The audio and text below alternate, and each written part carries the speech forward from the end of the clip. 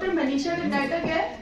मैं पिछले 4-5 साल से पतंजलि योगपीठ में स्वामी जी और आचार्य जी के निर्देशन में आप सभी की सेवा में कार्यरत हूँ।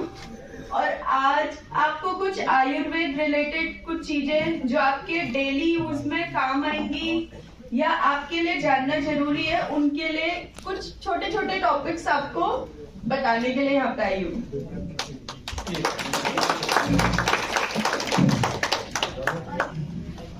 तो सबसे पहले हम शुरू करते हैं आयुर्वेद से कि आयुर्वेद क्या है, आयुर्वेद की उत्पत्ति कहाँ से हुई है, आयुर्वेद को हम किन किन वर्ड से जान सकते हैं। बेसिकली आप सबको पता होगा, बट स्टिल संहिता के अनुसार और जो एक नॉर्मल जनरल उसमें हम आयुर्वेद को डिफाइन कर सकते हैं। हम 2 टर्म में आयुर्वेद को डिफाइन कर सकते हैं। कैसे? आयुर्वेद 2 शब्दों से मिलकर बना हुआ एक शब्द है, आयु प्लस वेद। आयु का मीनिंग है लाइफ यानी कि जीवन, और वेद का मीनिंग है साइंस या फिर नॉलेज। तो अल्टीमेटली हम ये कह सकते हैं the science of life is known as Ayurveda. ठीक है, समझ आ रहा है आपको? ठीक है, तो आयुर्वेदा 2 वर्ड से मिलके बना हुआ है, आयु और वेदा, जिसमें आयु का मीनिंग है लाइफ और वेदा का मीनिंग है साइंस या फिर नॉलेज। नहीं, समुद्र मंथन के टाइम धन्वंतरी जी ने उसका वो किया था, वो एक अलग कॉन्सेप्ट है। बट जो मेन कॉन्सेप्ट है वो ये है कि सबसे पहले ब्रह्मा जी ने इसको स्मरण किया था, सिर्फ स्मरण किया था, मतलब सिर्फ इसके बारे में सोचा था और कुछ नहीं। आयुर्वेद को सबसे पहले स्मरण करने वाले त्रिदेव में से एक ब्रह्मा जी। ब्रह्मा जी के द्वारा ये जो ज्ञान है वो दिया गया दक्ष प्रजापति को। दक्ष प्रजापति कौन थे? शिव जी के ससुर, पार्वती जी के, नॉट पार्वती जी, सती। ठीक है ना?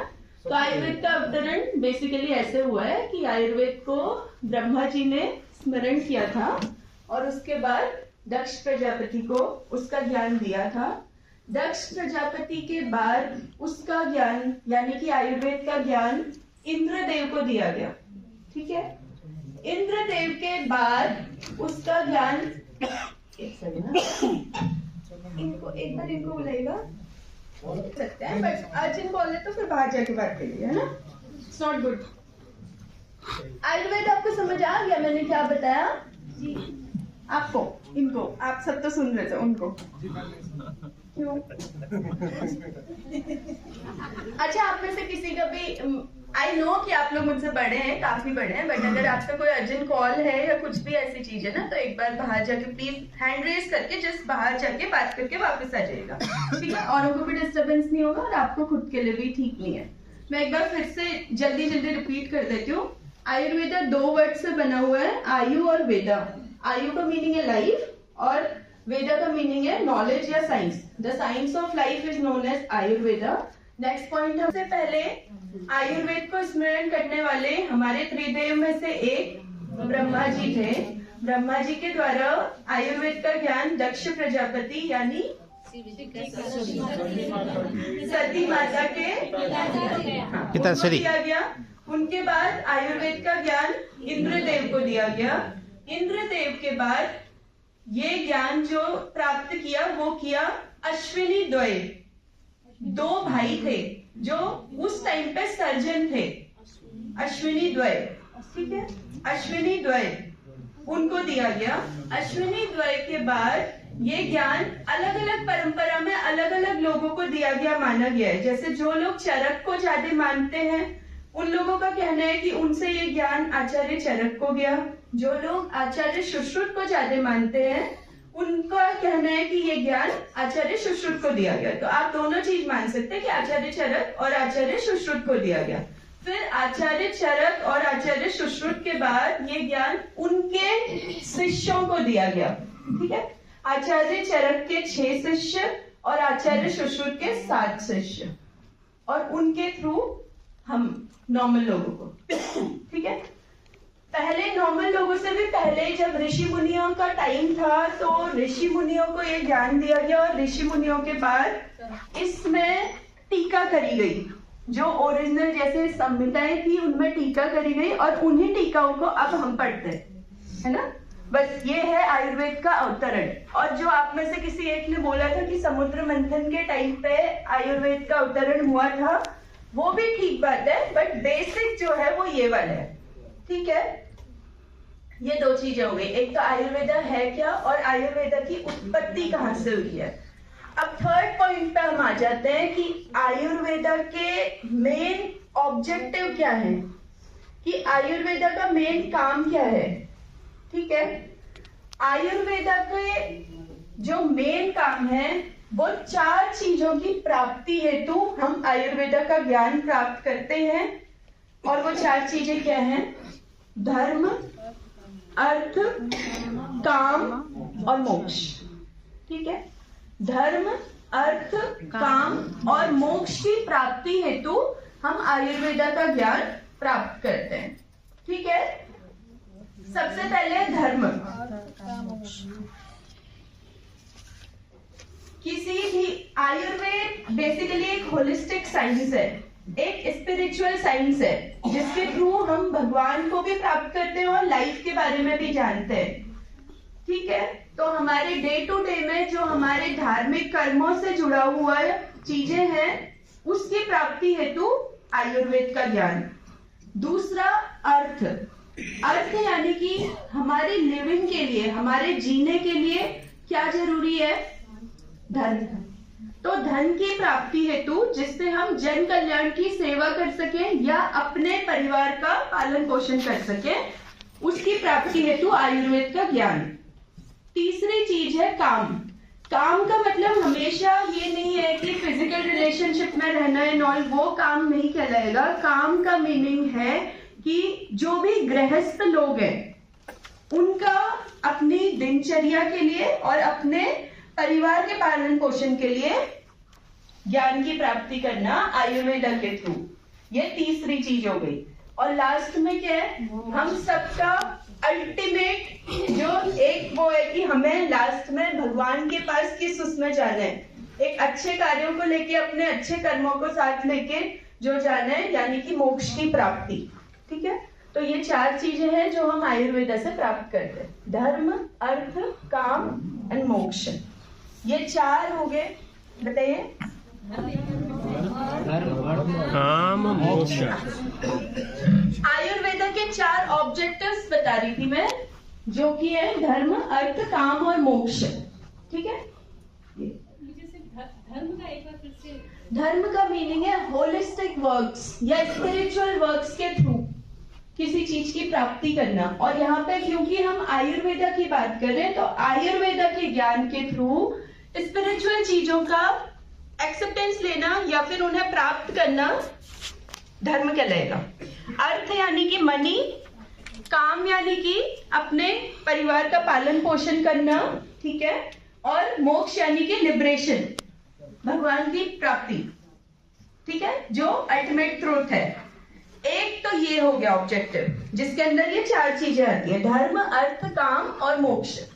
सेकंड ऑब्जेक्टिव जो आयुर्वेदा का है वो होता है, हमारे आयुर्वेद में ऐसे कहा गया है, स्वस्थस्य स्वास्थ्य रक्षणम विकार प्रशमनम च। ये एक श्लोक है। स्वस्थ व्यक्ति के स्वास्थ्य की रक्षा करना और जो डिजीज्ड पर्सन है यानी कि बीमार पर्सन है उसको ठीक करना या क्योर करना, ये आयुर्वेद का दूसरा ऑब्जेक्टिव है, ठीक है। स्वस्थस्य स्वास्थ्य रक्षणम आतुरस्य विकार प्रशमनम च। स्वस्थस्य स्वास्थ्य रक्षणम, ये पहली चीज होगी। स्वस्थ व्यक्ति के स्वास्थ्य की रक्षा करना। स्वस्थस्य स्वास्थ्य रक्षणम का मीनिंग हो गया स्वस्थ व्यक्ति के स्वास्थ्य की रक्षा करना। आतुरस्य विकार प्रशमनम च। आतुर यानी कि डिजीज पर्सन, जो किसी बीमारी से ग्रसित है, ठीक है, उसको ठीक करना या करना, उसे स्वस्थ बनाना, ये दूसरी चीज हो गई। स्वस्थस्य स्वास्थ्य रक्षणम आतुरस्य विकार प्रशमनम च, ये आयुर्वेदा का अल्टीमेट ऑब्जेक्टिव है। मेन ऑब्जेक्टिव जो है वो इन दो चीजों पे हमारा पूरा आयुर्वेदा बेस्ड है कि हमें एक जो स्वास्थ्य की रक्षा करना है, जो ऑलरेडी हेल्थी पर्सन है उनको हम क्या कहते हैं कि आप अपनी इम्यूनिटी का ध्यान रखिए, आप योग प्राणायाम अपने नित्य जीवन में रखिए, आप एक अच्छी जीवन शैली व्यतीत कीजिए, आप अच्छी डाइट रखिए। क्यों? क्योंकि जो आपके अंदर के विटामिन मिनरल्स या सारी चीजें इम्यून सिस्टम को बूस्ट अप करने वाली जो चीजें, उन सबका हेल्थ के लिए आवश्यक होता है हमारे शरीर में एक प्रॉपर क्वांटिटी में रहना, है ना। तो उन सबको प्रॉपर क्वांटिटी में रखने के लिए जो निर्देश हम एक स्वस्थ व्यक्ति को देंगे ताकि वो हमेशा स्वस्थ रहे, वो पहला ऑब्जेक्टिव हो गया। और दूसरा ऑब्जेक्टिव हो गया कि जो बीमार है, जो जिसके अंदर किसी चीज की कमी है या जो किसी भी परेशानी से ग्रसित है, जैसे डायबिटीज है, हाइपरटेंशन है, किसी भी प्रकार के स्किन डिसऑर्डर्स हैं, कोई भी ऑटो इम्यून डिसऑर्डर्स हैं, कोई जेनेटिक डिसऑर्डर्स हैं, उनको क्योर करके उस व्यक्ति को भी स्वस्थ बनाना, वो दूसरा मोटिव हो गया किसका? आयुर्वेदा का। इतने तक आपको समझ आया जी? इसमें कुछ पूछना है या कुछ समझ नहीं आया तो रिपीट करना है, ऐसा कुछ है? नहीं, इतना तो साफ है। इतना ठीक है। आयुर्वेदिक की डेफिनेशन, आयुर्वेदा का अवतरण यानी आयुर्वेदा आया कहाँ से, और तीसरी चीज कि आयुर्वेदा का मेन काम क्या है यानी कि ऑब्जेक्टिव क्या है। ठीक है, अब नेक्स्ट टॉपिक पे चलते हैं। नेक्स्ट टॉपिक इज पुरुष यानी कि हम। ठीक है, पुरुष बना कैसे? पुरुष किन तत्वों से मिलके बना है? पंचतत्व। पंचतत्व क्या क्या है?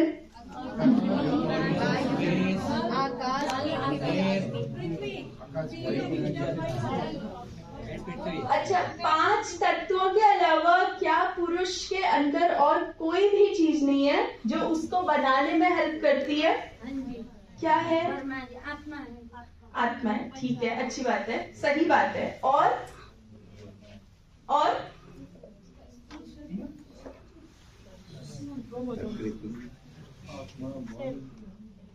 आत्मा, मन, ठीक है, पंचतत्व, 7 चीजें हो गई। इसके अलावा कोई और आप में से किसी को पता हो? आकाश तो पंचतत्व में आ गया। प्रकृति, गूगल किया? प्रकृति, मन बुद्धि अहंकार, पंच तत्व, पंच ज्ञानेन्द्रिय, कर्म इंद्रिय, तन्मात्रा। अच्छा, तो फाइनली जो एक पुरुष है ना, जो कर्म करने वाला एक पुरुष है, यानी कि हम सभी लोग, हम 24 तत्वों से मिलके बने। क्या क्या? 5 चीजें आपने ठीक बोली। पंचतत्व, पंचतत्व के अंदर क्या क्या आता है?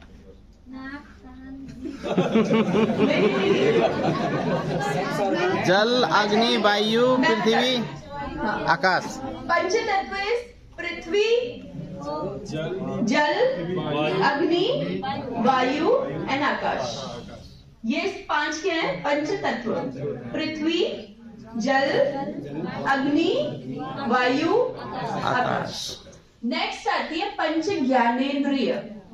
ठीक है, पंच ज्ञानेन्द्रिय में आता है नासिका यानी नाक, जिह्वा यानी कि टंग, जीभ, कर्ण यानी कि कान, चर्म स्किन, क्या बचा? आई तो हो गई। कान, नाक, आंख, जिह्वा और स्किन, ये क्या है?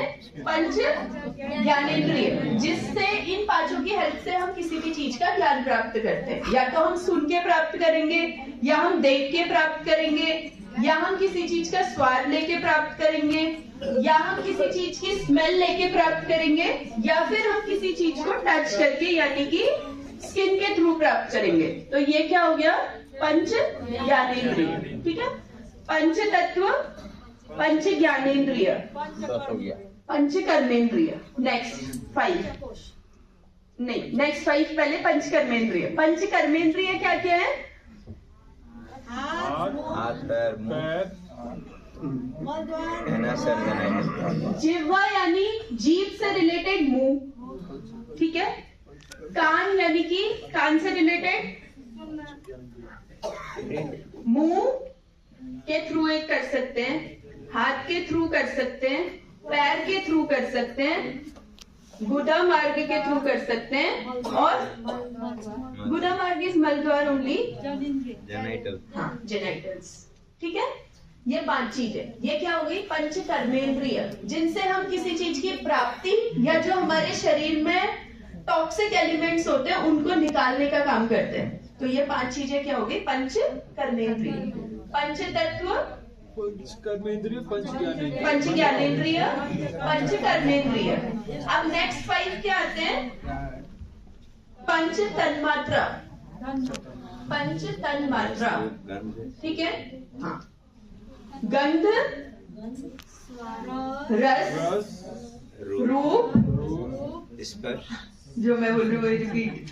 गंध, रस, रूप, स्पर्श, और 5वां है शब्द। हाँ, ठीक है, शब्द, ठीक है, ठीक है। ये क्या हो गई? पंच तन्मात्रा। गंध, रस, रूप, स्पर्श, शब्द। कितनी चीजें हो गई? 20। टोटल 20, जो किसमें आती है? पंचतत्व में 5 हो गई, पंच ज्ञानेंद्रिय में 5 हो गई, पंच कर्मेंद्रिय में 5 हो गई, और पंच तन्मात्रा में 5 हो गई। अब लास्ट 4 एलिमेंट्स बचे हैं, जिन्हें क्या बोला जाता है? चतुर्थ अंतःकरण। बिल्कुल करेक्ट। मन, बुद्धि, चित्त और अहंकार। इन 24 चीजों से मिलके हम यानी कि कर्मज पुरुष का निर्माण होता है। हम सभी कर्मज पुरुष हैं जो काम करते हैं, ठीक है। तो कर्मज पुरुष, पुरुष अलग अलग टाइप के होते हैं। एक धातु से बना हुआ पुरुष भी होता है, 2 धातुओं से भी बना हुआ होता है, पंच धातुओं से भी बना होता है। पर हम जो लिविंग बीइंग्स है उनको क्या बोला जाता है? कर्मज पुरुष, ठीक है। और कर्मज पुरुष बना है इन 24 तत्वों से मिलके, जिसमें क्या आ गया? पंच ज्ञानेंद्रिय, पंच कर्मेंद्रिय, पंच तन्मात्रा, पंच तत्व और चतुर्थ अंतःकरण, चतुर्थ अंतःकरण, ठीक है। ये तो एक पुरुष की डेफिनेशन हो गई। वो भी है, 25 धात्वात्मक पुरुष भी होता है, पर अभी बात फिलहाल कर्मज पुरुष की हो रही है। तो कर्मज पुरुष जो है वो 24 तत्वों से मिलकर बना होता है। आत्मा भी होती है वो, लेकिन 25 धात्वात्मक जो पुरुष है ना उसमें आ जाएगा। कौन आप में से कौन बोल रहे हैं? आप बोल रहे हैं? ठीक है, ठीक है, ठीक है, ठीक है, ठीक। नहीं, कोई बात नहीं। मैं लास्ट में ना जब वो हो जाएगा तो उसके बाद आप लोग पूछ लीजिएगा। अच्छा, इतने तक समझ आया? संगठन में धीरज रखिए। आयुर्वेद की डेफिनेशन समझ आ गई। आयुर्वेद कहाँ से उसकी उत्पत्ति हुई है वो समझ आ गया, ठीक है। और पुरुष कहाँ से कैसे बना है वो समझ आ गया, और आयुर्वेद के ऑब्जेक्टिव्स क्या है वो समझ आ गए। बिल्कुल। अब आपको नेक्स्ट क्या पढ़ना है? कोई स्पेसिफिक ऐसा टॉपिक है जो आपको पढ़ना है, या फिर मैं अपने हिसाब से पढ़ूं? अब ठीक है, तो नेक्स्ट हम उस पे चलते हैं। एक जो पुरुष है यानी कि हम सभी हैं, उनमें क्या क्या चीजें प्रेजेंट होती हैं? क्या क्या चीजें प्रेजेंट होती हैं? त्रिदोष, जो आप सबने सुने होंगे, वात, पित्त, कफ, ठीक है। सप्त धातु, त्रिदोष, वात, पित्त, कफ और सप्त धातु। रस, रक्त, मांस, मेद, मज्जा, अस्थि, शुक्र, और इन सभी का सार भाग ओज। सप्त धातुओं का सार भाग ओज, मतलब इन सभी धातुओं से मिलके लास्ट में किस चीज की होती है? ओज, इम्यूनिटी। ठीक है। त्रिदोष क्या क्या है? वात, शांत रहिए। वात, पित्त, कफ। सप्त धातु क्या क्या है? रस, रक्त, मांस, मेद, मज्ज, फैट, रस, रक्त, मांस, मेद, मज्जा, अस्थि एंड शुक्र। ये सप्त धातु हो गई। ठीक है। रस, रक्त, मांस, मेद, मज्जा, अस्थि, शुक्र। ठीक है। और त्रिदोष आपको पता है, वात, पित्त और कफ। ठीक है, हो गए? 7 लिख लिए या याद होंगे जिन्हें, वो तो ठीक है। हो गए ना? रिपीट करने हैं?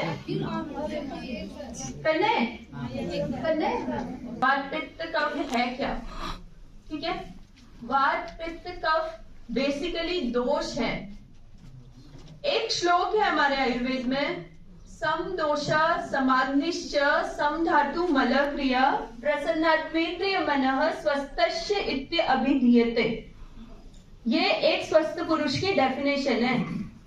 अगर हमारी बॉडी में सम दोषा यानी कि 3 दोष इक्वल उसमें होंगे, इक्विलिब्रियम स्टेट में होंगे, समाग्निश्च जो हमारी अंदर की अग्नि है वो भी इक्विलिब्रियम स्टेट में होगी, सम धातु 7 धातुएं इक्विलिब्रियम स्टेट पे होंगी, मलह क्रिया 3 टाइप के मल वो भी अपनी इक्विलिब्रियम स्टेट पे होंगे, तो ही एक इंसान स्वस्थ कहलाएगा।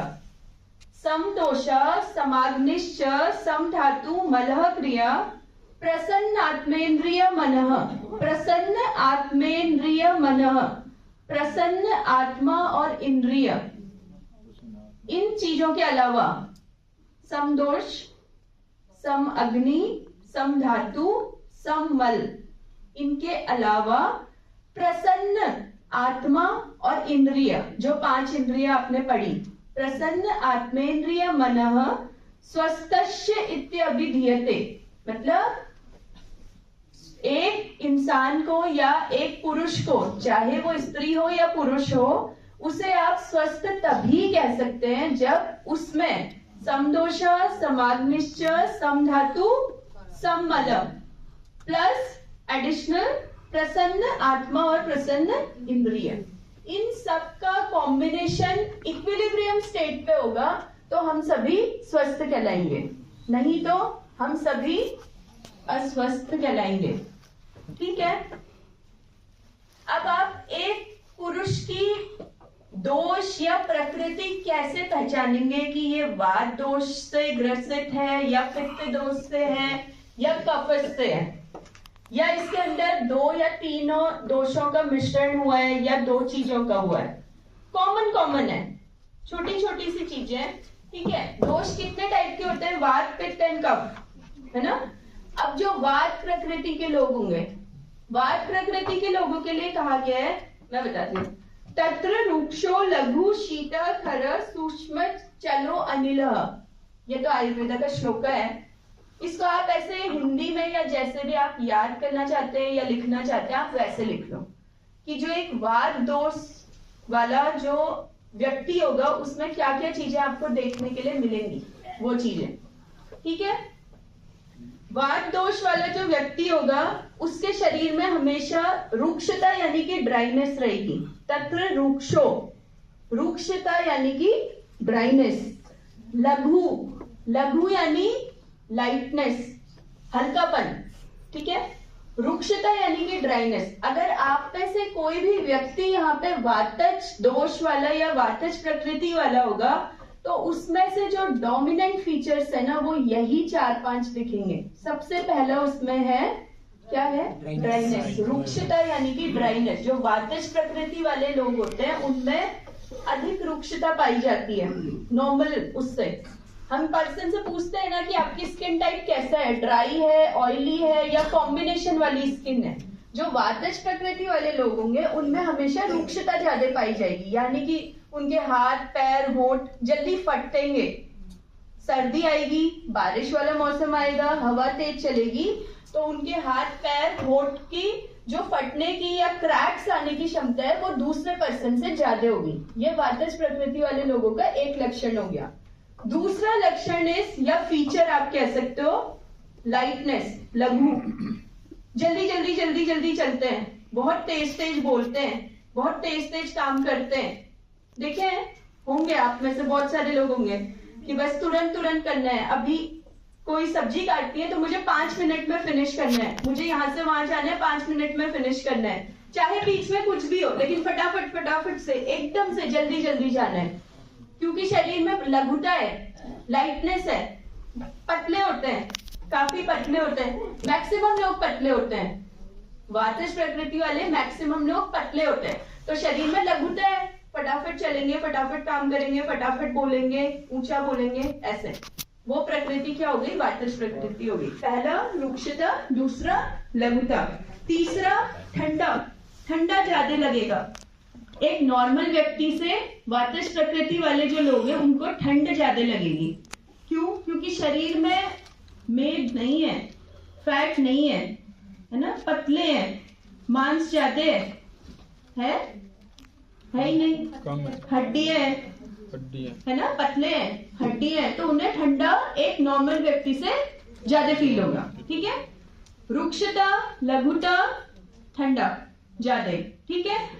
खर यानी रफनेस, हाथ पैर फटेंगे तो वहां पे को रफ तो हो गई, तो जो वातज प्रकृति वाले लोग हैं उनमें रफनेस भी ज्यादा होगी। ठीक है, नेक्स्ट हो गया सूक्ष्मता। सूक्ष्मता यानी माइन्यूट। उनकी बॉडी में है ना बहुत जल्दी चीजें असर करती हैं, बहुत जल्दी, क्योंकि उनकी जो अग्नि होती है वो बहुत तेज होती है। कोई भी चीज खाएंगे फटाफट से डाइजेस्ट हो जाएगा, दोबारा फिर भूख लगेगी, फिर फटाफट डाइजेस्ट हो जाएगा, दोबारा भूख लगेगी। तो बहुत माइन्यूट तक जाने वाली जो चीजें होती हैं उसको क्या बोलते हैं? सूक्ष्म। सूक्ष्म यानी माइन्यूट, जहां पर भी माइन्यूट चीजें हैं, बहुत अंदर तक जाने वाली चीजें, वो एक वातज प्रकृति वाले इंसान पर मिलेगी। रुक्षता, लघुता, रफनेस, माइन्यूट चैनल्स तक जाने की कैपेसिटी, ये सब कुछ वातज प्रकृति वाले लोगों में मिलेगी। और वही जो मैंने आपको अभी बताया, अनिल जो उसमें बोला है ना, चलो अनिलह जो बोला है, उसका मतलब है बहुत तेज तेज चलना, हर चीज है तेज तेज करना, सारे कामों को कि हमें जल्दी से जल्दी फिनिश करना है। वो वाली प्रकृति वाले जो लोग होंगे वो कौन सी प्रकृति होगी? वातज प्रकृति। ठीक है, तत्र रुक्षो लघु शीतः खरः सूक्ष्मश्च चलो अनिलः। अनिल वात का पर्याय है, वात का पर्याय अनिल है। ठीक है,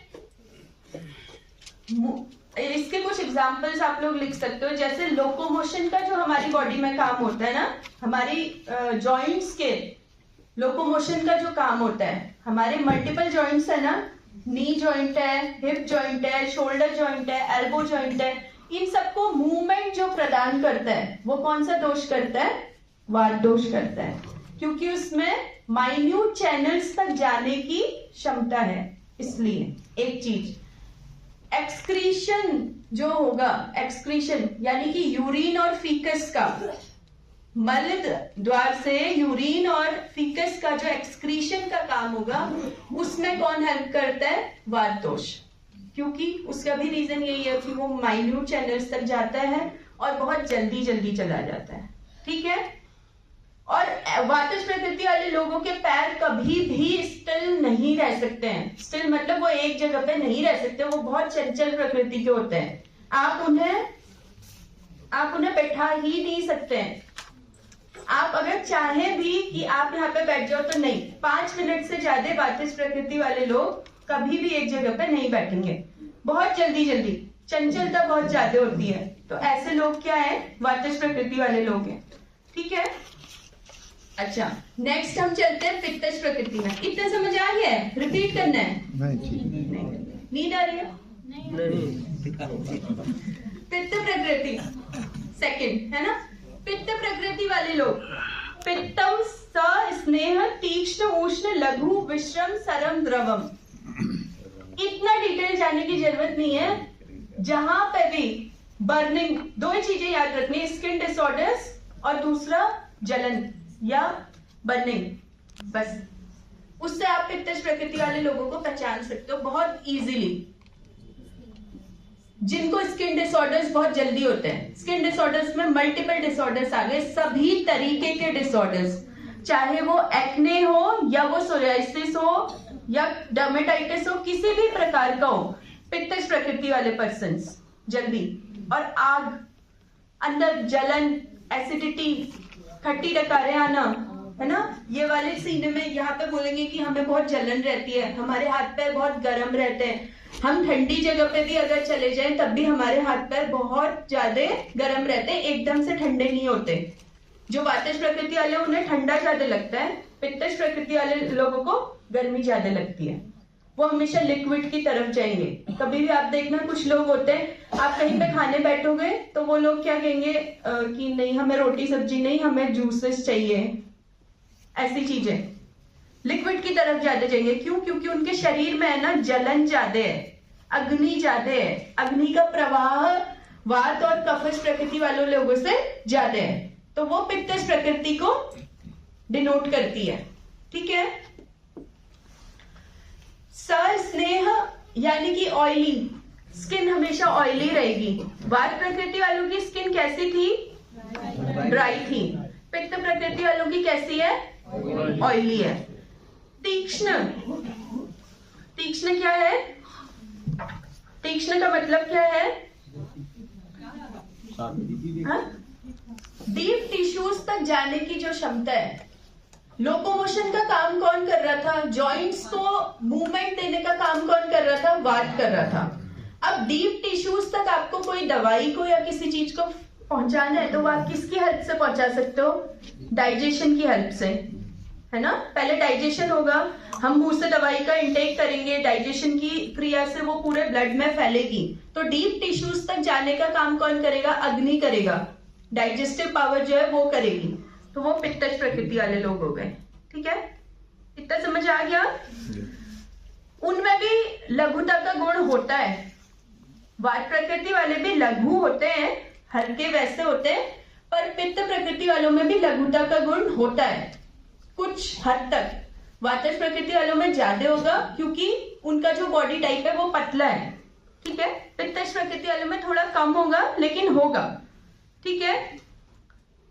पसीने की स्मेल या किसी भी तरीके का अगर ऑर्डर है ना, बहुत तेज आता है।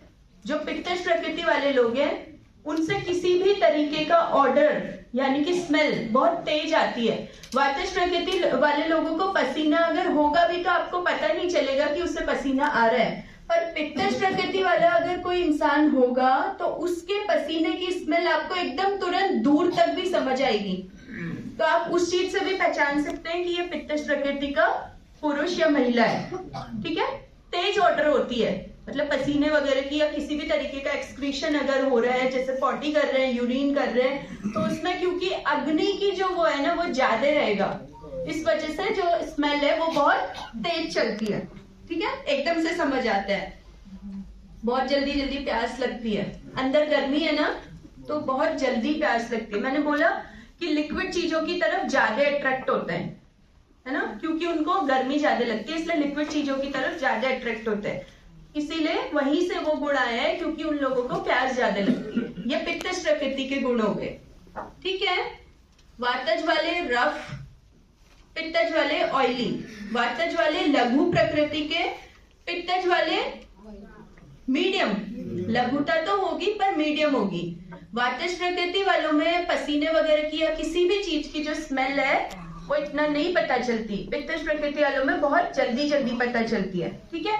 वातज प्रकृति जहां पे भी इंसान के पैर स्टिल नहीं है, स्टेबल नहीं है, कि आप उससे बोलो कि 1 घंटे तक आपको इस सेशन में बैठना है, नहीं, बिल्कुल नहीं। 5-10 मिनट में एकदम से ऐसे होगा कि मुझे कुछ और करना है, मुझे कहीं और जाना है, मुझे ऐसा हो रहा है, मुझे वैसा हो रहा है। पित्तज प्रकृति वाले धैर्यता से बैठे रहेंगे कंपैरेटिव टू वातज प्रकृति। ठीक है। किसी भी बॉडी मूवमेंट या फिर कोई जॉइंट्स के मूवमेंट में हेल्प करने वाला कौन है? वात। हमारी बॉडी में डाइजेशन हो रहा है, एक्सक्रीशन वगैरह हो रहा है, उसमें कौन हेल्प कर रहा है? पित्त। अब नेक्स्ट चलते हैं कफ। ठीक है, कफज प्रकृति वाले लोग एक्सट्रीम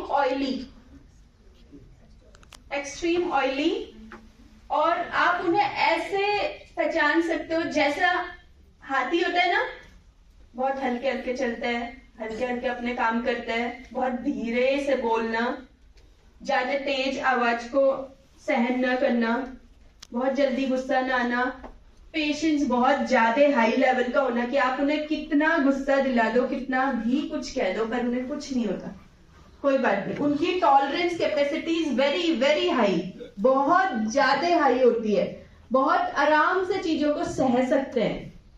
वात और पित्तज प्रकृति के लोगों को एकदम गुस्सा आता है। जो वातज प्रकृति के लोग होते हैं ना, सबसे ज्यादा गुस्सैल होते हैं, तुरंत गुस्सा आएगा, तुरंत एकदम शॉर्ट टेम्पर्ड होते हैं ना, तुरंत आएगा। पित्तज प्रकृति वालों को भी गुस्सा जल्दी आएगा, पर उतने जल्दी शांत भी हो जाता है। कफज प्रकृति वालों को आप कुछ भी करो, उनका पेशेंस लेवल बहुत हाई होता है, उनको एकदम गुस्सा नहीं आता है। एक्सट्रीम ऑयली स्किन, एक्सट्रीम मतलब सुपर डुपर ऑयली। एक नॉर्मल जो ऑयलीनेस बॉडी में होती है उससे डबल। आपने आज हेयर वॉश किया या आपने अभी अपना मुंह धुला और 1 घंटे के बाद आपको ऐसे लगेगा कि इसके फेस में ऑयल है, नेचुरल, कुछ नहीं लगाया होगा, कुछ नहीं किया होगा, बट आपको ऐसे लगेगा इसने शायद कुछ लगाया है। सुपर डुपर ऑयली कफज प्रकृति वाले लोग, क्यों? क्योंकि उनमें स्निग्धता यानी कि ऑयलीनेस ज्यादा होती है। पित्तज प्रकृति वाले भी ऑयलीनेस होती है क्योंकि अग्नि की प्रधानता ज्यादा है, वातज वालों में नहीं होती। एक्सट्रीम ड्राई, क्योंकि हमने बता ही दिया कि वो तो ड्राई वाले हैं, रफ वाले हैं, तो उनमें तो ऑयल डालना पड़ेगा। अगर उनको स्नेहन देना है, उनको ऑयली वो कराना है, तो उनमें ऊपर से आपको लगाना पड़ेगा, नहीं तो कुछ करना पड़ेगा, क्योंकि रफ स्किन है। पर जो कफज प्रकृति वाले लोग हैं वो क्या है? Extreme oily. ठीक है, हैवीनेस बहुत ज्यादा होती है, मोटे होंगे, मीडियम होंगे, नहीं तो मोटे होंगे। जो ओबीस पर्सन होते हैं ना, एक ओबेसिटी यानी कि मोटापा तो किसी बीमारी की वजह से, एक हो गया कि बचपन से ही वो खाता कम है लेकिन फिर भी मोटा है, कफज प्रकृति। मैंने बताया एलिफेंट से आप उसे कोरिलेट कर सकते हो। एलिफेंट वेजिटेरियन है, घास खाता है ना? नहीं खाता, कुछ ऐसे नहीं खाता, वो नॉनवेज वगैरह या कुछ ऐसे किसी और को ऐसे नहीं खाता, वो घास ही खाता है, पर उसकी प्रकृति क्या है? मोटा होना। ऐसे ही हम लोगों में भी है। ठीक है, बचपन से खाएंगे कम, ठीक है, क्वांटिटी भी कम होगी, लेकिन हमारी प्रकृति ही ऐसी होगी। वो बोलते ना कि इसको हवा भी लगती है, बस वही कफज प्रकृति। और मंदता यानी कि बहुत आराम से काम करना, बहुत आराम से बोलेंगे, प्यार से बोलेंगे, हो सकता है बिल्कुल आपको बहुत ध्यान लगा के सुनना पड़े कि ये बोल क्या रहे हैं। ऐसे वाले लोग, पेशेंस लेवल किसी भी चीज को टॉलरेट करने का बहुत हाई होता है। ठीक है, स्लिम होते हैं, ऐसे स्लिम नहीं, बॉडी से स्लिम नहीं, अंदर ऑयलीनेस की वजह से जो स्लिमीनेस आती है वो वाला स्लिम, बॉडी वाइज नहीं, बॉडी वाइज तो वो हैवी होंगे। ठीक है, ये ऊपर से वात पित्त और कफ प्रकृति वाले लोगों की कुछ गुण है। ठीक है, लोकोमोशन को कौन हेल्प करता है? वात। डाइजेशन को पित्त, और कफ वाले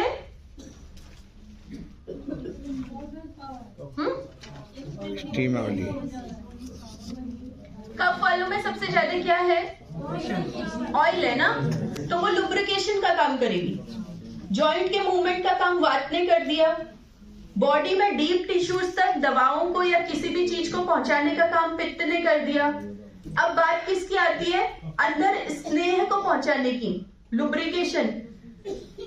नी जॉइंट है, एक हड्डी ऊपर है, एक हड्डी मतलब, ठीक है, नी जॉइंट है, नीचे काफ मसल्स हैं, ऊपर थाइज है ना। दो जो बोन्स है उनके बीच में कोई प्रकार का एक फ्लूइड होता है जिसे हम साइनोवियल फ्लूइड बोलते हैं। कोई पेशेंट शायद यहाँ पे, मतलब पेशेंट नहीं, कोई आप में से ऐसा होगा जिसको डॉक्टर ने शायद ये बोला होगा कि आपकी हड्डियों के बीच का फ्लूइड खत्म हो गया है, बोला होगा मे बी, है ना, कि आपको ऑस्टियोआर्थराइटिस है या आपको अर्थराइटिस, गठिया की शिकायत है है ना, ऐसे बोला हुआ। उसमें क्या होता है, जो दो हड्डियों के बीच में ना एक फ्लूइड होता है ना, उस फ्लूइड को बोलते हैं साइनोवियल फ्लूइड। वो उन दो के मूवमेंट के लिए हेल्प करता है। अब वो फ्लूइड अगर धीरे धीरे सूखने लग जाएगा तो हड्डियां आपस में टकराएंगी और आपको गठिया की शिकायत होगी, चलने में कटकट की आवाज आएगी, दर्द होगा, सूजन आएगी, जकड़न होगी। ये सब ऑस्टियोआर्थराइटिस के वो है, लक्षण है ना। तो स्निग्धता, बॉडी में स्निग्धता प्रदान करना यानी कि लुब्रिकेशन करना। ये तो घुटनों के बीच की उसकी बात हो गई। हमारे दिमाग में भी एक प्रकार का फ्लूइड होता है जिसे CSF बोलते हैं, सेरिब्रोस्पाइनल फ्लूइड, ठीक है। उसमें भी लुब्रिकेशन चाहिए, मतलब स्निग्धता चाहिए। तो जहां पे भी स्निग्धता चाहिए यानी कि ऑयल चाहिए, वो काम कौन करेगा? कफ, ठीक है। वात वाला लोकोमोशन, किसी चीज को चलाने का काम करेगा। पित्त वाला अपनी अग्नि के प्रधानता की वजह से डीप टिश्यूज तक चीजों को पहुंचाने का काम करेगा। और जहां पे भी स्नेह यानी कि लुब्रिकेशन का काम करना है, वो काम कौन करेगा? कफ करेगा, ठीक है। इतना समझ आ गया? ये वात, पित्त और कफ दोष के क्या है?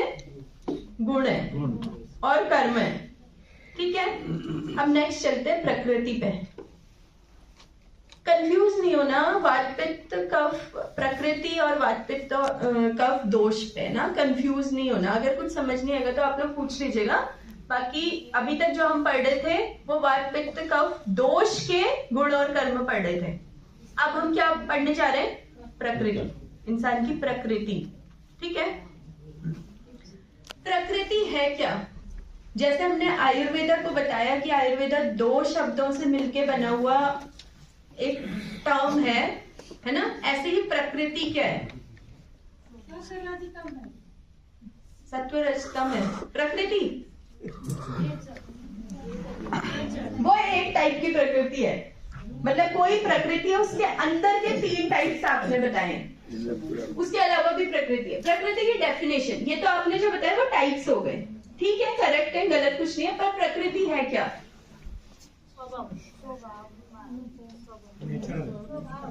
नेचर। किसका नेचर? आकाश, जल, पहाड़, नदी, ठीक है। अभी हम बात यहाँ पे ना किसकी कर रहे हैं?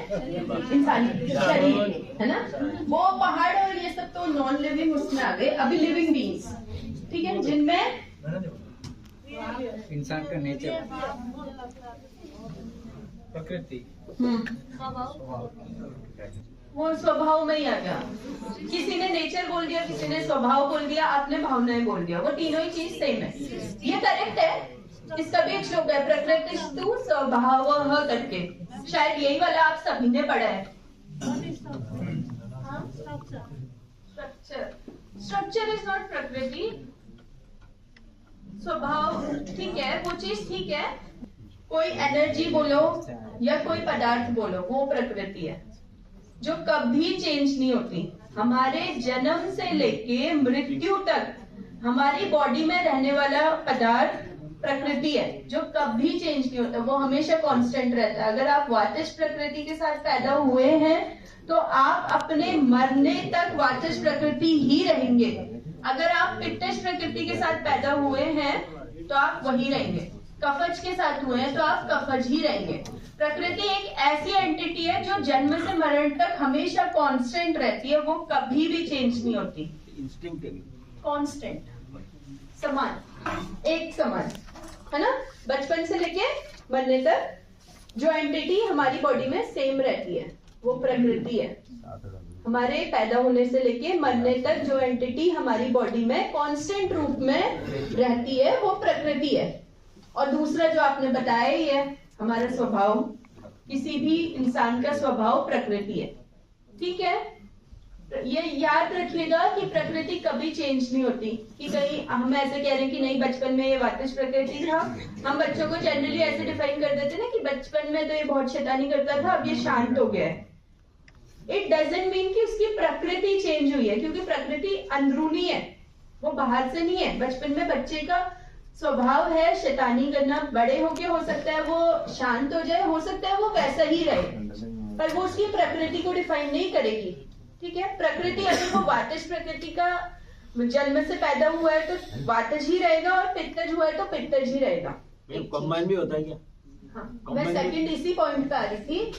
अच्छा क्वेश्चन है, प्रकृति अब के टाइम पे, ये ना द्वापर युग या त्रेता युग की बातें थी, जब कोई इंसान में एकल प्रकृति होती थी कि एकल प्रकृति सिर्फ भगवान पे हो सकती है, वो द्वापर युग या त्रेता युग। हम कलयुग वाले लोग हैं, हम में से कोई भी पर्सन में एकल प्रकृति यानी कि सिंगल प्रकृति नहीं होती है। हम नहीं कह सकते कि मैं सिर्फ वातज प्रकृति हूँ या आप सिर्फ पित्तज हैं या आप कफज हैं। हम सभी पर्सन में या तो द्वंद्वज प्रकृति होगी, दो चीजों से मिलके बनी होगी, या सन्निपातज होगी। अभी मैं आगे बताऊंगी कितने टाइप की प्रकृति होती है, उसमें आपको समझ आ जाएगा। या तो हम द्वंद्वज प्रकृति के होंगे या हम सन्निपातज प्रकृति के होंगे। हम में से कोई भी पुरुष या महिला एकल प्रकृति का नहीं होता है। ठीक है, दो चीजें, एक चीज प्रकृति जन्म से मरण तक कभी चेंज नहीं होती, और सेकंड थिंग प्रकृति, बोलिए, एकल नहीं होती। प्रकृति कभी एकल नहीं होती, या तो द्वंद्वज होगी या सन्निपातज होगी। और दूसरी चीज, जन्म से मरण तक प्रकृति कभी चेंज नहीं होगी। ये प्रकृति की डेफिनेशन हो गई। ठीक है, और उसके बारे में कुछ चीजें हो गई। अब नेक्स्ट चलते हैं कि प्रकृति कितने टाइप्स की होती है। ठीक है, आप में से किसी ने बताया था सत्व, रज और तम, ये मानसिक प्रकृति के अंदर आती है। प्रकृति बेसिकली जो होती है वो दो टाइप की होती है, एक दोषज प्रकृति और दूसरी मानसिक प्रकृति। ठीक है, दोषज प्रकृति जो है वो 7 टाइप्स की होती है। सबसे पहला वातज प्रकृति, सेकंड पित्तज, थर्ड कफज, चौथा वात और पित्त का कॉम्बिनेशन, पांचवा कफ और पित्त का कॉम्बिनेशन। ठीक है, छठा कफ और पित्त का, और सातवां वात, पित्त और कफ का। ये 7 टाइप्स की दोषज प्रकृति हो गई। अभी तक हमने दोष पढ़े थे, कौन कौन से दोष पढ़े थे? वात, पित्त और कफ, है ना। तो जो अब प्रकृति है, हमारे इंसान का जो स्वभाव है, हर इंसान का जो स्वभाव है वो प्रकृति, वो दोषों से मिलके बनेगा। और मैंने आपको बताया कि कोई भी इंसान एकल प्रकृति का नहीं होता, है ना। तो अब प्रकृति 7 टाइप्स की है। द्वापर युग, त्रेता युग, जो पुराने युग हैं, उनमें क्या है? एकल प्रकृति के। तो एकल प्रकृति यानी कि वातज, पित्तज एंड कफज, 3 चीजें हो गई। ये 3 टाइप हो गए। अब चौथा आपको क्या करना है? वात और पित्त को कंबाइन कर देना है, फिर पित्त और कफ को कंबाइन कर देना है, फिर कफ और पित्त को कंबाइन कर देना है। तो ये हो जाएंगे 6 टाइप। और ये जो 3 है, जो 3 बताए ना, वात, पित्त, पित्त कफ और पित्त, ये द्वंद्वज प्रकृति हो गए, यानी कि हम सभी। ठीक है, और 7 टाइप हो गया सन्निपातज, यानी तीनों दोषों से मिलकर बनी हुई प्रकृति, वात, पित्त, कफ। जिस इंसान के अंदर वात, पित्त, कफ सम दोष में होंगे, सम दोष होंगे, वो प्रकृति कौन सी हो गई? सन्निपातज प्रकृति हो गई। या अभी तक हम क्या पढ़ रहे हैं? दोषज प्रकृति। प्रकृति का डेफिनेशन पढ़ लिया, प्रकृति के टाइप्स में आ गए। टाइप्स में 2 टाइप्स हो गए, एक दोषज प्रकृति और दूसरी मानसिक प्रकृति। दोषज प्रकृति के अंदर 7 टाइप्स। पहले त्रिदोष, सिंपल है, वात, पित्त, कफ। फिर इन्हीं दोषों को आपस में कंबाइन कर देना है द्वंद्वज प्रकृति बनाने के लिए। वात और पित्त को कंबाइन कर दिया, पित्त और वात को कर दिया, पहले वात के साथ आपने पित्त को कर दिया, वात के साथ आपने कफ को कर दिया, हो गए। फिर बचा कौन? कफ और पित्त। तो कफ और पित्त को आपने कंबाइन कर दिया। ठीक है, 6 टाइप हो गए। लास्ट कौन सा है? सन्निपातज, यानी जिसमें तीनों दोष प्रेजेंट होंगे, वात, पित्त और कफ। ये हो गई शारीरिक यानी कि दोषज प्रकृति।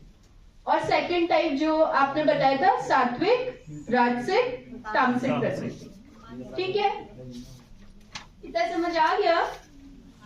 प्रकृति कभी चेंज नहीं होती, सिर्फ जो टाइम ड्यूरेशन होता है ना, कि वृद्धावस्था में ये होगा, बाल्यावस्था में ये होगा, मध्यम अवस्था में ये होगा। जब वो बाल्यावस्था में थे तो उनकी वातिश प्रकृति थी डोमिनेंट, पर रिसेसिव में कोई और होगी। ठीक है, तर तम भेद बोलते हैं अपने आयुर्वेदा में इसे। डोमिनेंट और रिसेसिव जो है तर और तम, ठीक है, एक अपर उसमें होगा। ज्यादा उस टाइम पे महाराष्ट्र पे वातज प्रकृति थी, पर रेसेसिव में पित्त या कफज होगी। और अब उनकी इस अवस्था में पित्तज प्रकृति डोमिनेंसी में हो गई और रिसेसिव में कोई और प्रकृति, पर एकल प्रकृति नहीं। ठीक है, पहले क्या था, बाल्यावस्था में वो अवस्था अनुसार चेंज हो जाता है। प्रकृति को सबसे हीन प्रकृति का माना गया है, एकल प्रकृति। अगर आप बात करेंगे एकल प्रकृति की, सिर्फ वातज प्रकृति की, तो उसको सबसे हीन माना गया है। ठीक है, पित्तज प्रकृति को मध्यम माना गया है, न बहुत अच्छी है न बहुत बुरी है। और कफज जो प्रकृति है वो सबसे उत्तम मानी गई है। ठीक है, और जो हम द्वंद्वज प्रकृति के हम सभी लोग हैं, हम निंदनीय माने गए हैं। क्योंकि हमें न तो वात अच्छे से है, न पित्त अच्छे से, न कफ अच्छे से। या तो वात ज्यादा है पित्त कम है, या पित्त ज्यादा है कफ कम है, या कफ ज्यादा है पित्त कम है, कुछ भी हो सकता है। हर पेशेंट वो हर पर्सन में अलग अलग हो सकता है। तर और तम भेद यानी कि डोमिनेंसी और रिसेसिव। एक प्रकृति डोमिनेंसी में होगी और दूसरी रिसेसिव में होगी। हम सभी निंदनीय माने गए हैं। एकल प्रकृति के लोग हीन, मध्यम, उत्तम। एकल प्रकृति किसमें होगी, त्रेता युग और द्वापर युग में। कलयुग में नहीं। कलयुग में हर पर्सन कौन सी प्रकृति का है, द्वंद्वज या सन्निपातज। उसमें कोई भी 2 दोष प्रेजेंट होंगे, नहीं तो 3 दोष प्रेजेंट होंगे। ठीक है, द्वापर युग, त्रेता युग में एकल प्रकृति होती थी, जिसमें वातज प्रकृति को हीन प्रकृति माना गया था, पित्तज प्रकृति को मध्यम और कफज प्रकृति को उत्तम। ठीक है, अब हम कलयुग वाले लोग द्वंद्वज प्रकृति के या सन्निपातज। द्वंद्वज प्रकृति को निंदनीय माना गया है, जिसमें एक तर भेद में होगा, एक तम यानी कि एक डोमिनेंसी में होगा और एक रिसेसिव में होगा, और लास्ट में हो गया सन्निपातज यानी कि वात, पित्त और कफ, जिसमें 3 होंगे। और अब दूसरे प्रकार की अगर आप प्रकृति की बात करेंगे तो वो हो गई मानसिक प्रकृति, जिसमें सत्व, रज और तम। ठीक है, सत्व वाली उत्तम, राजसिक वाली मध्यम, तामसिक वाली हीन। ठीक है, अब हम ना वातज प्रकृति, पित्तज प्रकृति और कफज प्रकृति के लक्षणों पे आ जाते हैं कि कोई इंसान या कोई पुरुष या महिला कोई भी अगर वातज प्रकृति होगा, वातज प्रकृति का होगा तो वो कैसा होगा। आप कैसे पहचान सकते हो कि ये वातज प्रकृति का है या इसकी वातज प्रकृति डोमिनेंसी में है और या पित्तज प्रकृति डोमिनेंसी में। ठीक है, जो भी वातज प्रकृति का पुरुष या महिला होगी वो बहुत बोलता होगा, पहली चीज। ठीक है, टॉकेटिव, एक्सेसिव टॉकेटिव, मतलब आपको उसे चुप कराना पड़ेगा बस। ठीक है, हो गया ऐसे। ठीक है, वो बहुत घूमने वाले नेचर का होगा, वो बहुत घूमता होगा। एक घूमना ये कि हमें घूमना पसंद है, और एक घूमना ये जो मैंने आपसे कहा था कि वातज प्रकृति के लोगों में चंचलता बहुत ज्यादा होती है, जिसकी वजह से उनके पैर एक जगह पे नहीं टिकते हैं। तो वातज प्रकृति के लोग एक तो बहुत बोलते होंगे, बहुत चलते होंगे, रुकते नहीं है। वो डिसीजंस बहुत चेंज करते हैं, वो डिसीजंस बहुत चेंज करते हैं। अभी वो कहेंगे कि मुझे पढ़ना है, 5-10 मिनट भी नहीं होंगे, नहीं मेरा पढ़ने का मन नहीं है। अपने फ्रेंड से बोलेंगे मैं घूमने चलूंगा या चलूंगी, 5 मिनट बाद यार मैं तो नहीं आ सकता। डिसीजंस बहुत जल्दी चेंज करते। मैम देखने से समझ आता है। हाँ, वो भी आती हूँ, उस पॉइंट पे भी आती हूँ। ठीक है, झूठ भी बोलते हैं, झूठ भी बोलते हैं। ये बहुत ज्यादा बोलते हैं, पैर उनके कभी थमते नहीं है, यानी कि बहुत जल्दी जल्दी चलते हैं, चंचलता बहुत ज्यादा होती है। तीसरी चीज क्या हो गई, तीसरी चीज क्या बताई, डिसीजंस बहुत जल्दी जल्दी चेंज करते हैं। ठीक है, मोबिलिटी, ड्राइनेस ज्यादा होती है। मोबिलिटी यानी वही हो गया मूवमेंट, और ड्राइनेस यानी कि रुक्षता ज्यादा होती है। ठीक है, वेरिएबिलिटी, बहुत वेरिएबिलिटी, वही बदल जाते एकदम से। मैंने तो ऐसा कहा था, या मैं ऐसा कह रहा हूँ या कह रही हूँ, 5 मिनट बाद आप उनको कितना ही भी कह दो तूने तो ऐसा कहा था या आपने ऐसा नहीं, मैंने तो ऐसा कहा ही नहीं था, मैंने तो ऐसा किया ही नहीं था। वातिज प्रकृति, प्योर वातिज प्रकृति के लक्षण है। प्योर मतलब एकदम प्योर। ज्यादा बोलेंगे, डिसीजन एकदम चेंज करेंगे और अपनी बात पे नहीं रहेंगे। नहीं, मैंने तो ऐसा कहा ही नहीं था, मैंने तो ऐसा किया ही नहीं था। ठीक है। रुक्षता, अत्यधिक रुक्षता, बहुत ज्यादा रुक्ष होगी जो मैंने बताई। ठीक है। अनप्रिडिक्टेबल नेचर होता है।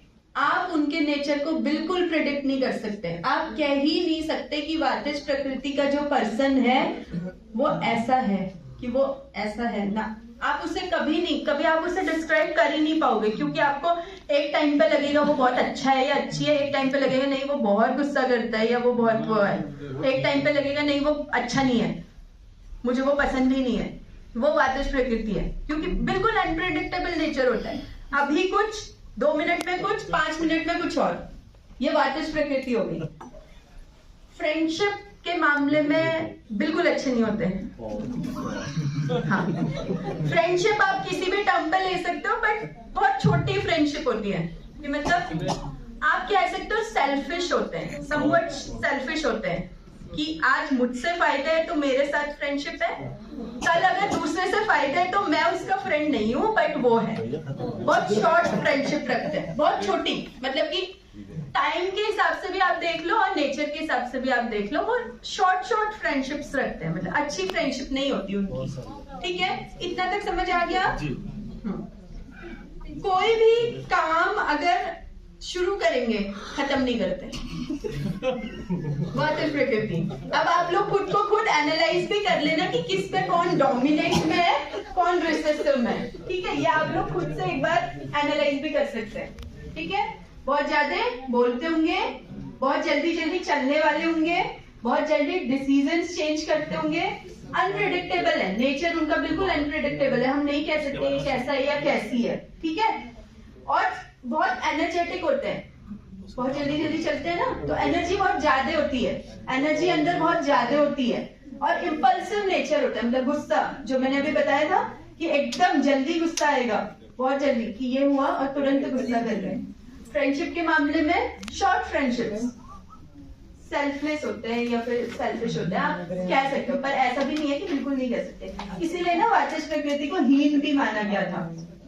वातिज प्रकृति को हीन मानने का कारण ही यही है कि उनमें ये सारे लक्षण पाए जाते हैं। ठीक है। स्पोर्ट्स में बहुत एक्टिव होंगे, चलते बहुत ज्यादा है ना, मूवमेंट बहुत अच्छा है, तो स्पोर्ट्स में बहुत एक्टिव होंगे। स्पोर्ट्स में आप उनका नहीं पीछा कर सकते, स्पोर्ट्स में बहुत अच्छे होंगे। कोई भी टाइप का स्पोर्ट है, क्योंकि उसमें चलना है, फिरना है, कुछ भी करना है, तो स्पोर्ट्स में वो हमेशा एक्टिव होंगे। योगा भी हो सकता है। हाँ, स्पोर्ट्स में हर तरीके की फिजिकल एक्टिविटी।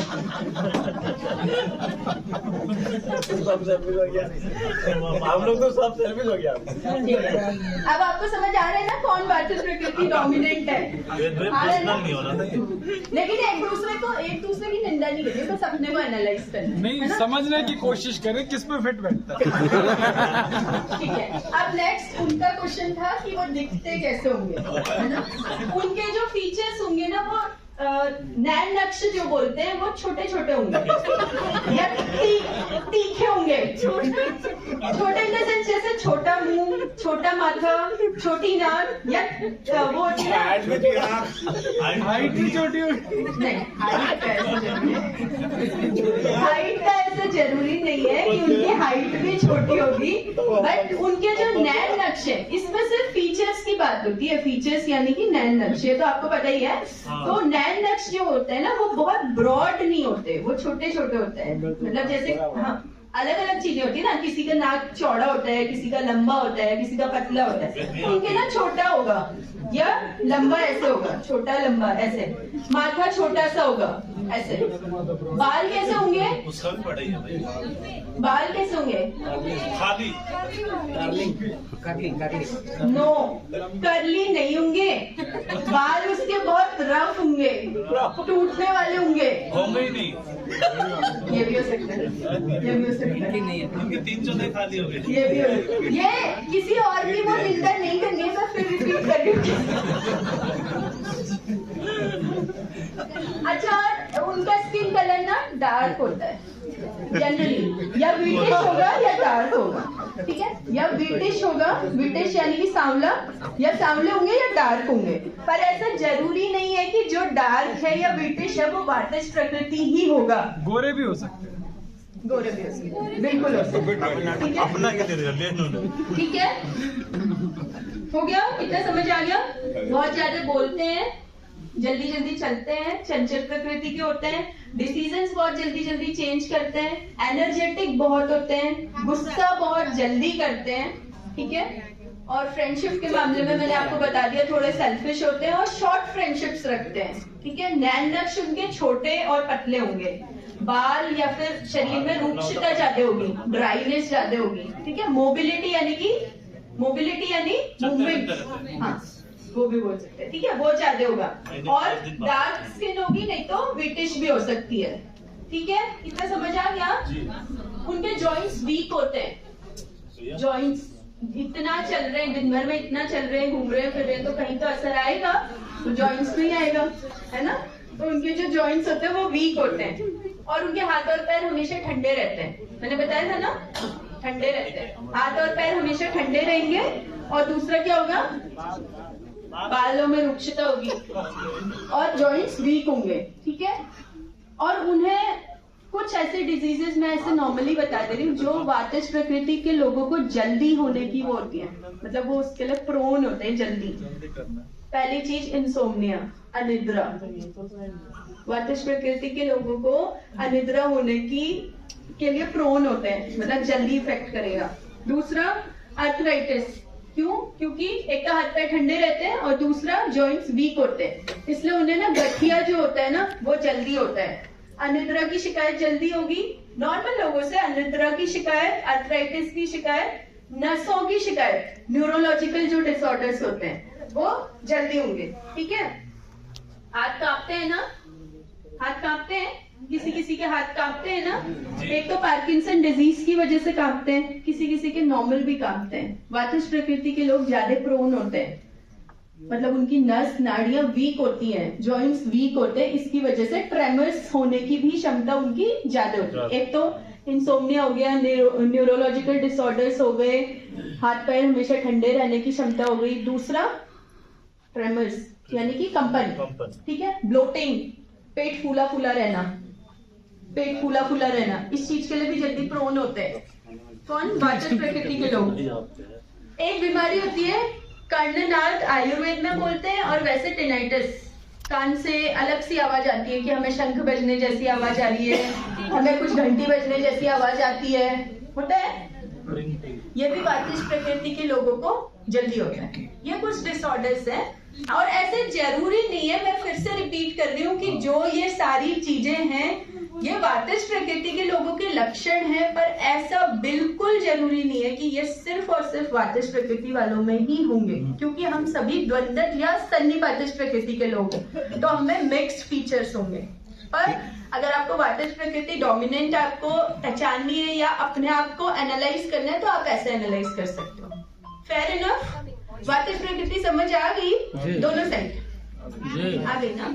डन। ये तीनों दोष जो हैं किसी एक में नहीं हो सकते? बिल्कुल हो सकते, हो सकते हैं, बिल्कुल हो सकते। अब चलते हैं नेक्स्ट प्रकृति, मध्यम प्रकृति यानी कि पित्त प्रकृति। टाइम तो नहीं, टाइम कितने बजे तक क्लास है? हम लोग की तो 7 बजे तक चलती है। नहीं हुई। अच्छा ठीक है। अब पित्त प्रकृति, ठीक है, पित्त प्रकृति के लोग शॉर्ट टेम्पर्ड होते हैं। पित्त प्रकृति के लोग शॉर्ट टेम्पर्ड होते हैं, जल्दी जल्दी गुस्सा आता है, जल्दी शांत भी हो जाता है, एकदम तुरंत गुस्सा आया और तुरंत शांत हो गया। सेंसिटिव होते हैं। अच्छा एक मिनट, बस इसके बाद एक और टॉपिक है, फिर उसके बाद आप चले जाना, ठीक है। पित्त प्रकृति के लोग शॉर्ट टेम्पर्ड होते हैं, यानी कि जल्दी गुस्सा आएगा और जल्दी शांत भी हो जाएंगे। सेंसिटिव होते हैं नेचर में, डोमिनेंट होते हैं, हमेशा चाहेंगे कि दूसरों पे डोमिनेंट रहे।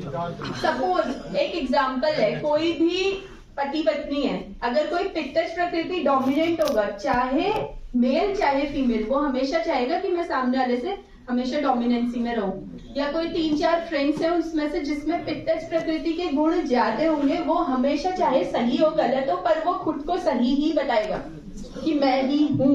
ये पित्तज प्रकृति का एक बहुत अच्छा लक्षण है कि आप उसे एकदम पहचान सकते हो कि नहीं मैं हूँ जो हूँ। ऐसे अहम ब्रह्मास्मि वाले लोग पित्तज प्रकृति होते हैं। कभी तो लगता है ठीक है, डोमिनेंट होते हैं, सेंसिटिव होते हैं नेचर में, शॉर्ट टेम्पर्ड यानी कि बहुत जल्दी गुस्सा आता है और बहुत जल्दी शांत भी हो जाते हैं। ये पित्तज प्रकृति है, ये मिक्स है। अभी देखेंगे। फिर आर्ग्यूमेंटेटिव नेचर होता है, आर्ग्यूमेंट्स करते हैं बहुत। आप उन्हें कितना भी समझाना चाह रहे होगे कि नहीं ये चीज सही है, ये चीज गलत है, पर नहीं, अगर उन्होंने मान लिया कि 1 + 1 3 होता है तो वो तब तक आपसे बहस कर सकते हैं जब तक वो आपको ये प्रूफ ना कर दे कि 1 + 1 2 नहीं, 1 + 1 3 होता है। वन को बीच में तोड़ देंगे। ये पित्तज प्रकृति के लक्षण है।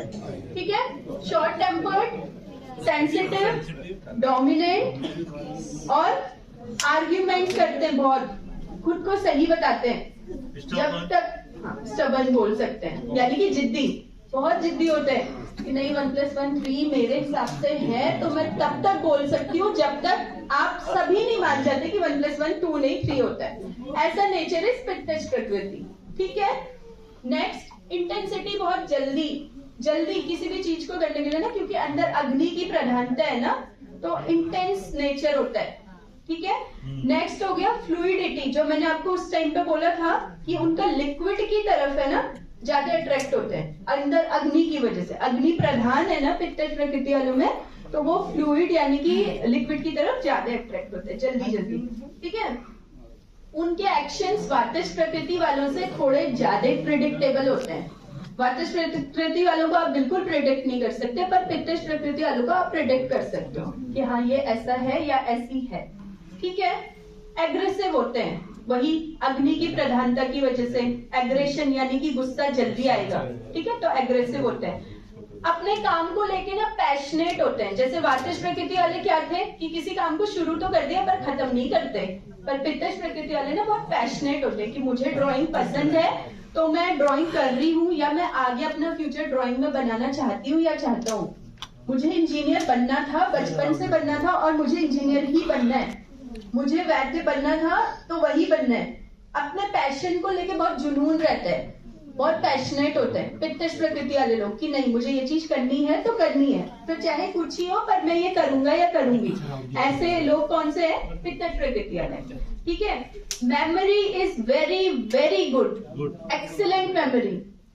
आप उनसे उनके बचपन का पूछो, अगर वो बूढ़े हैं उनके मिडिल एज का पूछो, वो आपको accurate date wise day wise सब बता सकते हैं। बर्थडेज, एनिवर्सरीज या कोई भी इवेंट्स, कहीं गए थे, ये हुआ था, सब याद रहता है। Excellent memory. अब once in a blue moon आप किसी में कह सकते हो कि नहीं उसकी मेमोरी इतनी अच्छी नहीं है, जबकि पित्तज प्रधान है, बट पित्तज प्रकृति वाले लोगों की जो मेमोरी है ना वो बहुत ज्यादा अच्छी होती है, बहुत शार्प मेमोरी होती है, बहुत अच्छी मेमोरी होती है। ठीक है, वो किसी भी काम के प्रति या किसी भी डिसीजंस के प्रति बहुत रिस्पॉन्सिबल होते हैं कि मेरे को कहा है कि मुझे ये क्लास लेनी है तो चाहे कुछ भी होगा, कैसे भी होगा, कोई भी कंडीशन होगी, जब तक मैं यहाँ पे नहीं पहुंचूंगा या पहुंचूंगी तब तक उन्हें चैन नहीं आएगा। बहुत रिस्पॉन्सिबल, वो सामने से 10 बार पूछ लेंगे कि क्लास कब है, कितने बजे है, हो गई नहीं हो गई, ऐसे मतलब रिस्पॉन्सिबल होते हैं। ठीक है, अब उनका बॉडी टाइप देख लेते हैं। वातज प्रकृति क्या थे? पतले थे, है ना, पतले थे और नैनक्स छोटे होते हैं। जो पित्तज प्रकृति के लोग होंगे ना वो मीडियम साइज होते हैं, ना बहुत मोटे होते हैं ना बहुत पतले होते हैं। ठीक है, फीचर्स एवरेज होते हैं, बहुत ब्यूटीफुल भी नहीं कह सकते आप और बिल्कुल अच्छा नहीं दिखता ऐसा भी नहीं। हर इंसान अपने आप में अच्छा दिखता है, बट स्टिल कि अगर आप किसी को ऐसे ही देखना चाहो कि ये ब्यूटीफुल है, ये नहीं है, ये ऐसा है, तो जो पित्तज प्रकृति वाला है वो न बहुत ब्यूटीफुल होगा न नहीं होगा, ऐसा नहीं। लेकिन वो आपको ब्रिटिश या फिर वो नहीं मिलेगा क्योंकि अग्नि है। अब जहां अग्नि है वहां पसीना ज्यादा आएगा, पसीना ज्यादा आएगा तो ऑटोमेटिकली उसमें मिलेनिन का जो भी प्रोडक्शन एंड ऑल वाली चीजें होती हैं, वो सारी जो अंदरूनी फिजियोलॉजिकल जो चेंजेस होते हैं उसकी वजह से जो पित्तज प्रकृति है वो हमेशा फेयर होगी, मतलब गोरे होंगे। रेडिश, गाल एकदम, हाथ पैर एकदम लाल हो जाएंगे, ठंड की जगह से हो, गर्मी की जगह से हो, पित्तज प्रकृति है तो एकदम जल्दी लालिमा आ जाएगी बॉडी में। वो भी किसकी वजह से? अग्नि की वजह से। ठीक है, अब कुछ डिजीजेस जो मैंने आपको पहले भी बताई थी वो उसके लिए प्रोन होते हैं, जैसे हार्ट बर्न, ठीक है, एक्ने, अल्सर्स, कोई भी टाइप की स्किन डिजीज, डर्मेटाइटिस, सोरियासिस, ठीक है, किसी भी टाइप की होगी। स्वेटिंग बहुत जल्दी होगी, अग्नि की वजह से स्वेटिंग बहुत जल्दी होगी। गैस्ट्राइटिस, पेट का फूलना, है ना, ये सब चीजें, डकारें आना और खट्टी डकारें आना, जलन के साथ कोई दर्द होना, हाथ पैरों में गर्माहट ज्यादा होना, ये सारी चीजें पित्तश प्रकृति वाले लोगों में ज्यादा होती है। और फीमेल्स में मेनोरेजिया, एक्सेसिव ब्लीडिंग होती है ना, वो वाला। पित्तश प्रधान अगर फीमेल्स हैं तो उनमें मेनोरेजिया यानी कि मेंसेस के टाइम पे ज्यादा ब्लीडिंग होती है। ठीक है, ये हो गए पित्तश प्रकृति। वात पित्त समझ आ गया? नेक्स्ट चलते हैं कफ प्रकृति। ठीक है, अब जो कफश प्रकृति है उसे क्या बोला था? उत्तम भी बोला था, है ना। सबसे अच्छे और प्यारे प्यारे जो फीचर्स किसी में देखने के लिए मिलते हैं वो कफश प्रकृति। बहुत काम होते हैं, मतलब कि बहुत शांत होते हैं, बहुत ज्यादा शांत होते हैं, कंपोज्ड होते हैं, मतलब ऐसे सूदिंग सा नेचर होगा। आपको उनकी वाइब्स अच्छी लगेंगी, अट्रैक्ट करेंगी, या उनके साथ बैठना अच्छा लगेगा, उनसे बातें करना अच्छा लगेगा, उनसे बातें सुनना समझना अच्छा लगेगा। बहुत काम और कंपोज्ड होते हैं, ठीक है, गुस्सा नहीं आता, patience level is very high, जो मैंने उस टाइम बोला था। आराम पर कैलकुलेटिव माइंड होता है कि भाई ये चीज नहीं, इस चीज से इसको बुरा लग सकता है, इस चीज से इसको अच्छा लग सकता है, या किसी चीज को ऑर्गेनाइज करने की जो चीजें हैं या वो है वो ज्यादा होंगे। क्रिएटिव बहुत होते हैं कि भाई नहीं, इस चीज के लिए यहाँ पे के लिए ये करना है, वहां पे के लिए वो करना है। ऐसे वाले जो लोग जो अच्छी अच्छी चीजें होती है, ठीक है, उनका टेम्परेचर हमेशा डाउन रहेगा, हमेशा डाउन, मतलब रिलैक्स रहते हैं, आराम से, कोई बात नहीं, दुनिया में अर्थक्वेक आ रहा है, दुनिया में फ्लड आ रहा है, हमें कोई मतलब नहीं है, आराम से रह रहे, कोई मतलब नहीं है, दुनिया में कुछ भी हो रहा है, हमारे साथ कुछ भी हो रहा है, हमें बैठना है, हमें सोना है या हमें कुछ करना है तो हम वो करते चले जाएंगे। वो कफश प्रकृति। चाहे आप कुछ भी कर लो, पर उन्हें आप ऐसे गुस्सा भी नहीं दिला सकते और उन्हें आप ऐसे वहां से उठा भी नहीं सकते कि भाई नहीं, बाहर ऐसा हो रहा है, कोई बात नहीं, हो रहा है, होने दो, चल रहा है, चलने दो। कफश प्रकृति। हाँ, मैं ठीक हूँ ना, जब तक मैं ठीक हूँ कोई बात नहीं, जो हो रहा है होने दो। काम, कंपोज, शांत नेचर के, कम बोलते हैं, ऊंची आवाज को नहीं सहन कर पाते। अगर ऊंची आवाज होगी ना, उसको सहन नहीं होगी। जो कफश प्रकृति वाला होगा उसको एकदम सहन नहीं होगी। वात और पित्त वालों को भी नहीं होगी, बट कफश प्रकृति वालों को ज्यादा नहीं होगी। ठीक है, स्लो लर्नर्स होते हैं, चीजों को ग्रास्प जल्दी नहीं कर पाते। आप उन्हें कोई चीज इजी भी समझा रहे हो तो कफश प्रकृति डोमिनेंट वाला जो होगा ना, उसको आपको 5 बार समझाना पड़ेगा कि 1 + 1 2 होता है, ऐसा, वो कफश प्रकृति है। ठीक है, पर मेमोरी अच्छी होती है, शार्प और बहुत एक्सीलेंट मेमोरी पित्तज, बट उनसे थोड़ा सा नीचे कफ। मेमोरी अच्छी होती है, मतलब लॉन्ग टर्म मेमोरी होती है। अगर एक बार उन्होंने समझ लिया कि 1 + 1 2 होता है, फॉर एवर लास्ट ब्रेथ तक भी वो आपको यही बोलेंगे कि 1 + 1 2 होता है, फिर वो बदलेंगे नहीं। मेमोरी अच्छी होती है, मतलब लॉन्ग टर्म होती है, पर समझने में देर करते हैं, उन्हें समझाना थोड़ा मुश्किल होता है, या थोड़ा स्लो लर्नर्स होते हैं जो मैंने बताया, बट लॉन्ग टर्म के लिए मेमोरी होती है। ठीक है, इतना समझ आ गया? अपने डिसीजंस को लेने में टाइम लगाते हैं, पर अच्छे और हेल्दी डिसीजंस लेते हैं। टाइम तो लगाते हैं, आप एकदम से उन्हें बोलो कि कहीं चलना है तो नहीं, वो तुरंत आप कैसे नहीं, वो ऐसे कहेंगे हाँ ठीक है, सोच के बताते हैं, घर वालों से पूछ के बताते हैं, देखती हूँ कैसे होता है, क्या होता है, बट जो डिसीजन लेंगे वो अच्छा और हेल्दी डिसीजन लेंगे, जिसमें आपका भी अच्छा होगा, उनका भी अच्छा होगा, दोनों चीजें होंगी। वो कफ प्रकृति वाले तुरंत नहीं लेते, जैसे वातज वाले है ना, तुरंत है, करा फिर खत्म ही नहीं किया। पित्तज वाले एकदम हुआ, एकदम शांत हो गए। कफ वाले क्या है, टाइम लेते हैं, सोच समझ के करते हैं, पर अच्छा डिसीजन लेते हैं। ठीक है, और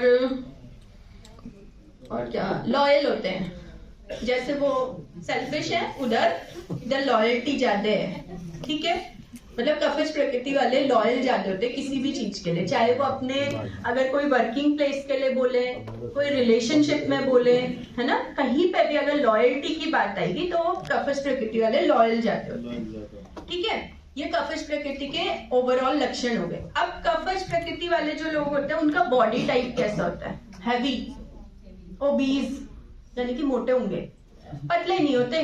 कफश प्रकृति जिसमें डोमिनेंट होगी वो पतले नहीं होंगे, वो या तो मीडियम साइज होंगे या ओबीज होंगे या ओवरवेट होंगे। वो ओवरवेट होंगे, वो अपनी हाइट के हिसाब से उनका वेट, यानी कि अब आप उनका बॉडी मास इंडेक्स निकालोगे ना तो हाइट के हिसाब से उनका वेट ज्यादा आएगा। ठीक है, हाइट छोटी होती है, बहुत बड़े नहीं होते, बहुत लंबे नहीं होते, मीडियम मीडियम। ठीक है, ओवर थिंकर ज्यादा होते हैं, ज्यादा सोचते हैं। ठीक है, चीजों को ज्यादा ऐसे सोचते हैं। और उनमें कौन कौन सी डिजीजेस मैं बता देती हूँ। एक तो एनोरेक्सिया, भूख नहीं लगती। ठीक है, ड्राउजीनेस, हमेशा लेथार्जिक फील करेंगे, हमेशा आलस्य से भरे हुए होंगे, हमेशा। सुबह उठा दो, 10 बजे उठा दो, 5 बजे उठा दो, वो हमेशा बस यही है, थोड़ी थोड़ी देर में एक्सेसिव, मतलब बहुत ज्यादा आलस्य जिनमें भरा होता है वो होते हैं कफश प्रकृति वाले लोग, लेजी होते हैं। ठीक है, इनडाइजेशन की शिकायत बहुत ज्यादा होती है क्योंकि स्लो डाइजेशन होता है ना, उनमें इतना मूवमेंट ही नहीं है, दिन भर तो बैठे रह रहे हैं या ज्यादा ऐसे चलने फिरने का कुछ काम ही नहीं कर रहे, अंदर से अग्नि भी मंदे होती है, तो फिर इंडाइजेशन की समस्या होती है। ठीक है, कफ ज्यादा बनता है, कफ होता है ना, कफ, हाँ कफ ज्यादा बनता है। ये ओवरऑल वात पित्त और कफ के जो है वो लक्षण और ठीक है, मतलब गुण कर्म लक्षण जो भी आप बोल सकते। ठीक है, इतना हो गया। अब जो वात प्रकृति के लोग होते हैं ना, उनमें अगर वो पंजेंट चीजें खाएंगे, कसैले स्वाद की चीजें अगर वो खाएंगे या फिर ज्यादा तीखा खाएंगे, ठीक है, तो वो बढ़ता है। वातज प्रकृति में वात दोष बढ़ने के कुछ कारण, या पित्तज प्रकृति में स्वाद अनुसार, मतलब टेस्ट के अनुसार जो फूड है ना, अगर वातज प्रकृति है कोई इंसान या नॉर्मल इंसान है, ठीक है, उसमें वात दोष के बढ़ने के जो मेन कारण है ना, वो पंजेंट या फिर तीखा स्वाद का खाना ज्यादा खाने से वात बढ़ता है, और नमक वाला खाना और मीठा खाने से वात कम होता है। नमक वाले खाने से, मीठा खाने से और खट्टी चीजें खाने से वात कम, और बढ़ता किससे? कसैले चीजों से और तीखी चीजों से। ठीक है, पित्त दोष किससे बढ़ता है? नमक ज्यादा खाने से, हाँ मिर्च मसाला ज्यादा खाने से, नमक ज्यादा खाने से, खट्टी चीजें ज्यादा खाने से, और पंजेंट इसमें भी होता है, कसैला जिसे बोलते हैं। ठीक है, और वो कम किससे होगा?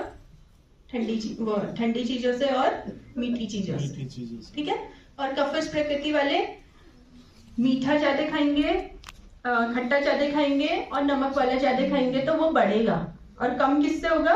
तीखा ज्यादा खाएंगे और मिर्च वाला ज्यादा खाएंगे तो उससे कम होगा। ऐसे हुआ। ठीक है, वात पित्त और कफ कभी जब दिन की शुरुआत होती है या रात की शुरुआत होती है, ठीक है, मतलब दिन अगर शुरू हो रहा है या रात अगर शुरू हो रही है, तो जो फर्स्ट 1/3 पार्ट है ना, पहला, जैसे सुबह हुई, मान लिया जाए जैसे आप लोग सब नेपाल से आए ना, मैक्सिमम लोग नहीं? भूटान से भूटान से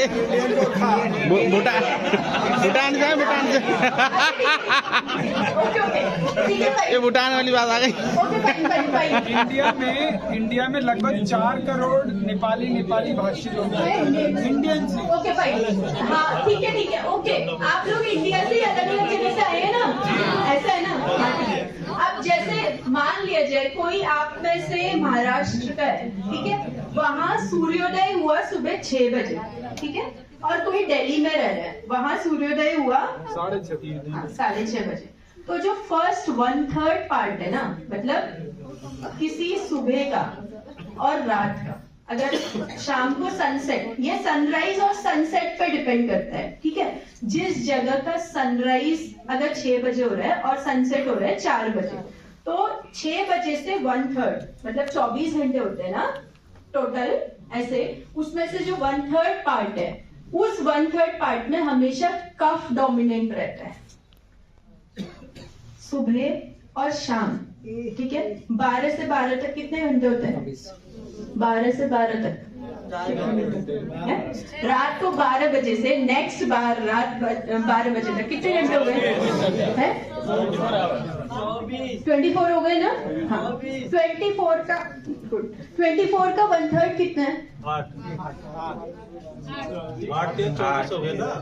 6 बजे से जो नेक्स्ट 8 घंटे हैं, उस 8 घंटे में कफ डोमिनेंट होगा। ठीक हो गया? ये बता रही हूँ मैं। जब सुबह हो रहा है मतलब कि सनराइज हो रहा है, उससे जो नेक्स्ट 8 घंटे हैं उसमें कफ की डोमिनेंसी ज्यादा होती है। ठीक है। और सनसेट 4 बजे है, तो 4 बजे से जो नेक्स्ट 8 घंटे हैं उसमें भी कफ की डोमिनेंसी ज्यादा होगा। ठीक है, चाहे सनराइज के बाद और चाहे सनसेट के बाद। ठीक है। नेक्स्ट आ जाते हैं जो मीडियम वाला होगा, मिडिल वाला जो फेज होता है, मतलब नेक्स्ट 8 घंटे, उसमें पित्त की डोमिनेंसी ज्यादा होती है। ठीक है, ठीक हो गया। पहले 8 घंटों में कफ की डोमिनेंसी ज्यादा होती है, नेक्स्ट 8 घंटों में पित्त की डोमिनेंसी ज्यादा होती है, और लास्ट के जो 8 घंटे बचे हैं, चाहे सुबह के चाहे रात्रि के, उसमें क्या बचा? कफ हो गया, पित्त हो गया, बचा गया वात, तो उसमें वात डोमिनेंट होता है।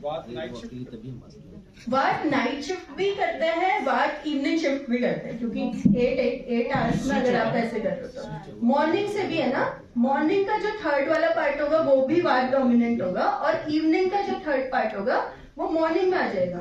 वो आप समझ रहे हो? अगर सनसेट 4 बजे हुआ है तो 4 बजे से 8 घंटे जो होंगे वो तो कफ डोमिनेंट होंगे, नेक्स्ट 8 घंटे पित्त डोमिनेंट। अब जो नेक्स्ट 8 घंटे वात वाले हैं वो तो मॉर्निंग में आ जाएंगे, तो वो मॉर्निंग शिफ्ट हो गई उसकी।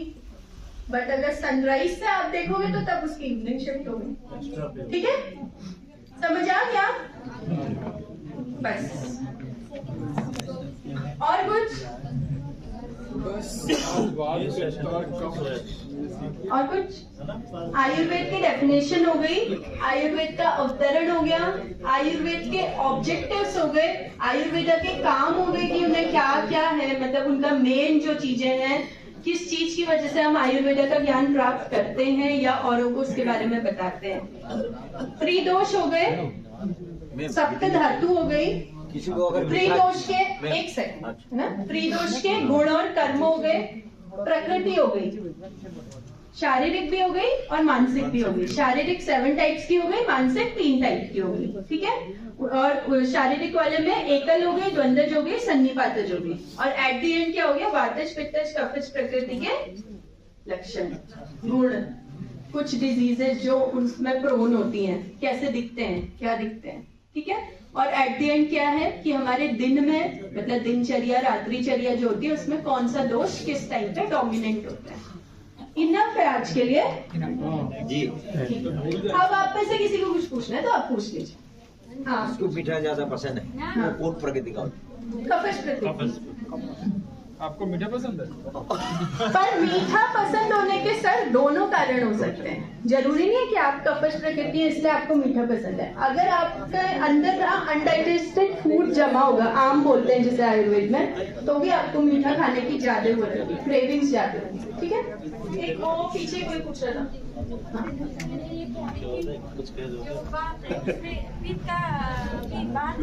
तीनों होते हैं ना त्रिदोष, तो एक इंसान में त्रिदोष भी एक साथ हो सकते हैं। बिल्कुल, मैंने एक श्लोक बताया था समदोषा समाग्निश्च वाला ना, मैंने ये बोला था कि अगर किसी इंसान में ये चीजें सम अवस्था में यानी कि इक्विलिब्रियम स्टेट में, तो वो तो एक नॉर्मल पर्सन कहलाएगा, पर अगर दोष ऊपर नीचे है तो वो डिजीज पर्सन कहलाएगा। तो उसमें तीनों दोष होंगे प्रेजेंट। इनबैलेंस हो जाते हैं ना, उसको बैलेंस करने के लिए क्या क्या लेना पड़ेगा? बैलेंस करने के लिए ऐसे तो मल्टीपल टाइप की दवाइयां हैं, मल्टीपल टाइप के घरेलू उपचार हैं, है ना।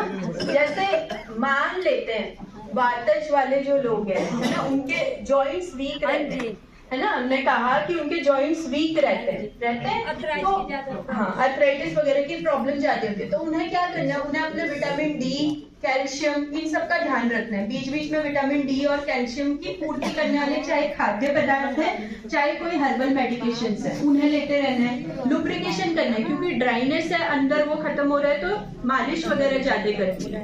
ठीक है हाँ प्रकृति का है तो वो कब प्रकृति का जो है धैर्य ना कुछ फर्क नहीं पड़ रहा है, सौम्य है, वो सब गुण कैसे लाएगा? क्योंकि जीवन भर अगर एक ही दोष उसके अंदर रहेंगे तो कैसे रहेगा? ऐसा जरूरी नहीं है कि जिसमें वात और पित्त है उसमें कफ के कोई गुण होंगे ही नहीं। हर इंसान में हर गुण होते हैं, बस डोमिनेंसी और रिसेसिव, जो मैंने तर और तम वाला बोला, डोमिनेंट और रिसेसिव, उसके बेसिस पे आपकी प्रकृति बस डिसाइड होती है कि कौन चीज डोमिनेंसी में है और कुछ चीज रिसेसिव है। मतलब सपोज 100 चीजें आपके अंदर हैं, तो उन 100 चीजों में से 50 चीजें आपके अंदर बहुत ज्यादा हैं, ठीक है, 30 चीजें थोड़ी कम है, तो 50 चीजें जो है वो वात वाली हो गई, 30 चीजें जो हो गई वो कफ वाली हो गई। तो आपकी प्रकृति हमने बोल दी वातज कफज, यानी कि वात डोमिनेट कफज प्रकृति। पर इट डजंट मीन कि जो 20% बचा है वो आपके अंदर है ही नहीं, ये चीज है। और वो लक्षण आप कैसे दिला सकते हो अगर आप में है ही नहीं? तो अगर है ही नहीं तो आप बस प्रोन हो गए उसके लिए। सपोज आप वातज प्रकृति के हो, मान लेते हैं कि आप में वात के गुण ज्यादा हैं, पर आपको कफ वाले जो चीजें वो अडेप्ट करनी है, तो वो आपको खुद से करनी पड़ेगी, अपना गुस्सा शांत करके, अपनी ओवर थिंकिंग को कम करके, ठीक है। और जो दवाइयों और उन सब से चीजें वो दवाइयों से पूरी हो जाएंगी, वो तो अडेप्ट करने वाली चीज है। हम बोलते हैं ना कि कोई इंसान अगर आपको कुछ बातें बता रहे हैं तो जो अच्छी चीजें वो आप ग्रास्प कर लो, जो नहीं है वो आप रहने दो। बस वैसे ही आपको पता है कि कफज प्रकृति के ये लक्षण होते हैं जो मुझ पे नहीं है, या जैसे आपको ये बात पता होगी कि मैं शार्प माइंडेड हूँ या नहीं हूँ। अब अपना माइंड शार्प करना कंप्लीटली आपके हैंड्स पे है या नहीं है, ऐसे ही कर सकते हैं, ठीक है।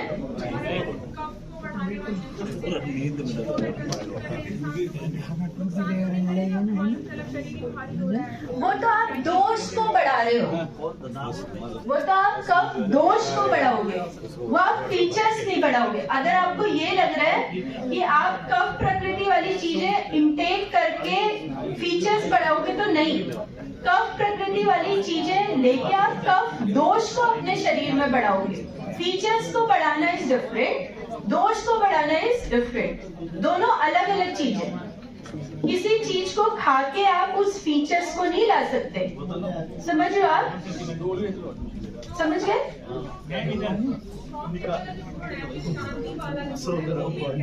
मेडिटेशन से डन? बताइए आप, वो आप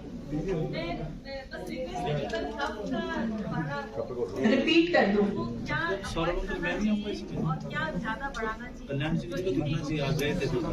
कफ वाले को क्या चाहते हैं, बढ़ाना चाहिए?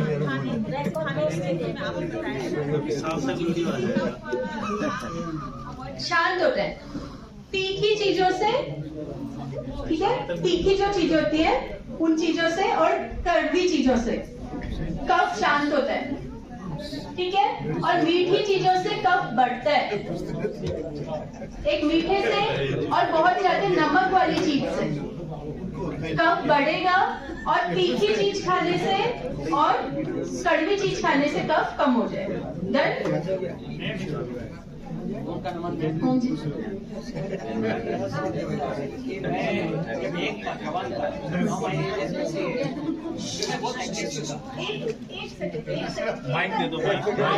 आप लोग ना उनका क्वेश्चन भी सुन लो, हो सकता है वो आपके काम भी आ जाए, हो सकता है ना।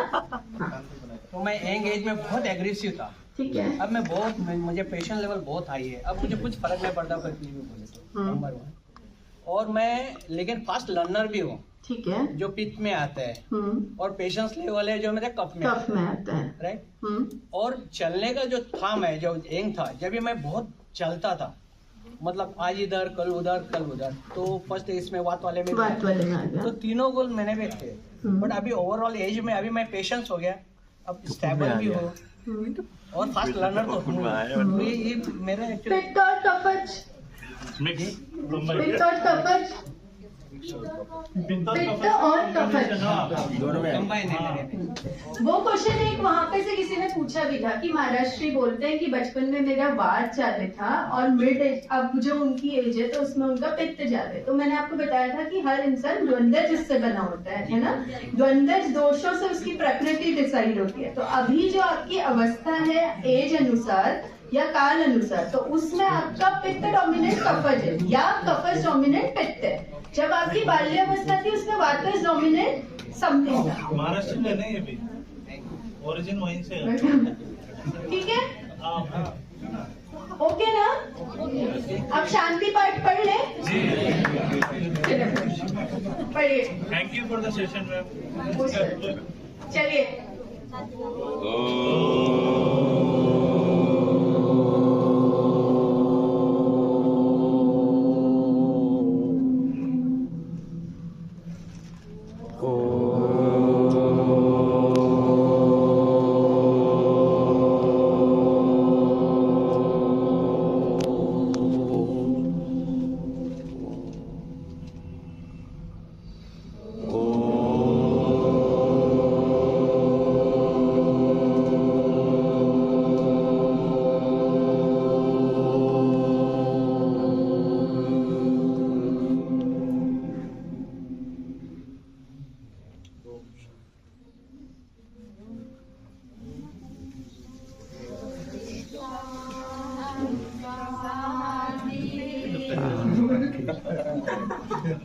जय हो गया, जय हो गया।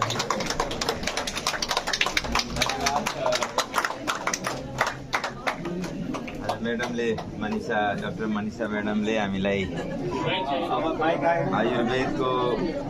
आयुर्वेद को एकदमै डिटेलमा व्याख्यात्मक ज्ञानमूलक सेसन